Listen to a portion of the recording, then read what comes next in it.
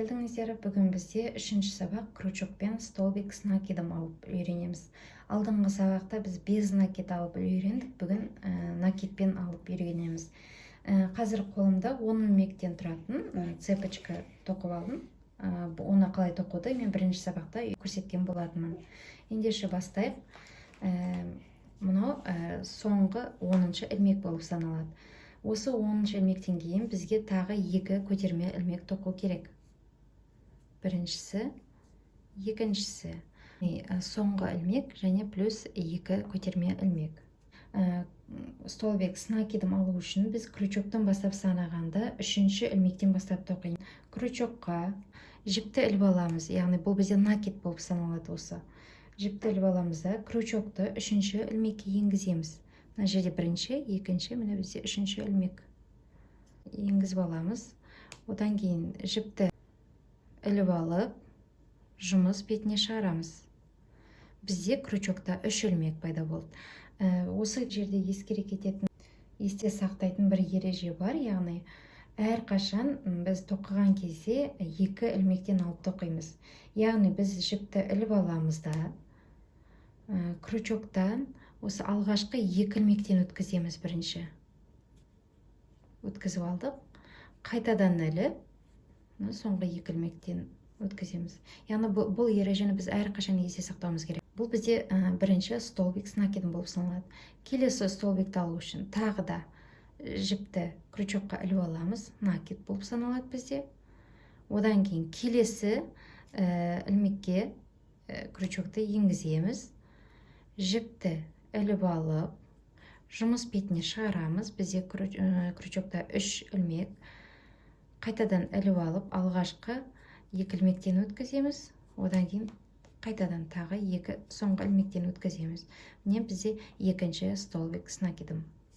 Дәл осылай біз соңына дейін, яғни 10-ші петляға дейін қайталайтын боламыз.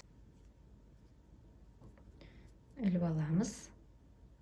Келесі ilmekке өткіземіз.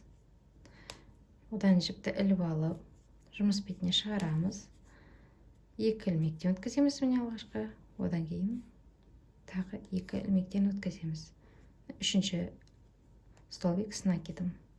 Накид.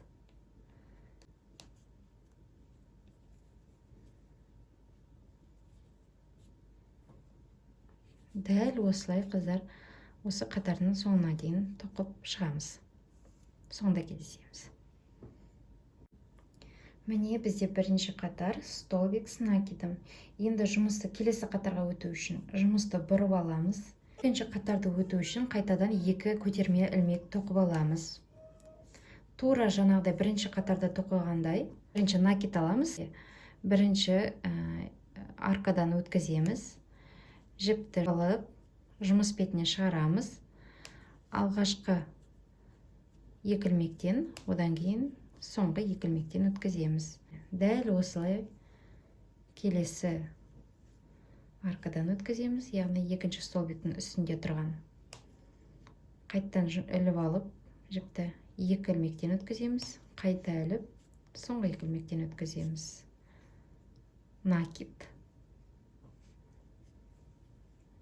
Жұмыс бетіне шығарып аламыз жіпті. Алғашқы 2-нен, соңғы 2-нен өткіземіз. Накид аламыз.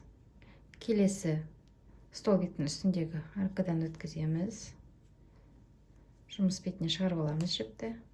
Алғашқы 2-нен, одан кейін соңғы 2-нен өткіземіз. Қайтадан накид аламыз. Келесі аркадан өткіземіз. Тура осылай жұмыстың соңына дейін бірге тоқып шығамыз.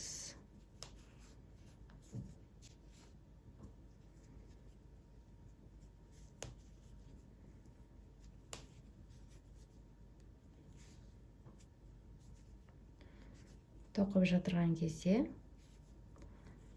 арасынан орын тастап кетпеуге тырысыңыздар. Соңғы 10-ші аркаға келдік. Накид аламыз.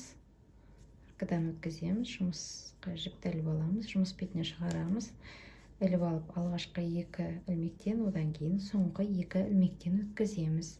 Міне бізде екінші қатар столбик с накидом пайда болды.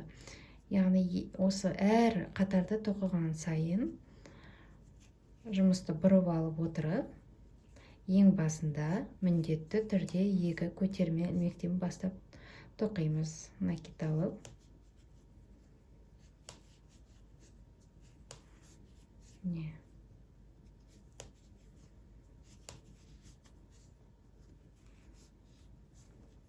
тура осылай қыздар керекті қатар санын тоқып аламыз. Бұл бізде столбик с накидом алып үйрену сабағы. Сабақты соңына дейін көргендеріңізге рахмет. Подписка жасап, лайк баса кетіңіздер. Сұрақтарыңыз болса, комментарийға жазыңыздар, жауап беруге тырысамын. Келесі сабақта кездескенше аман болайық.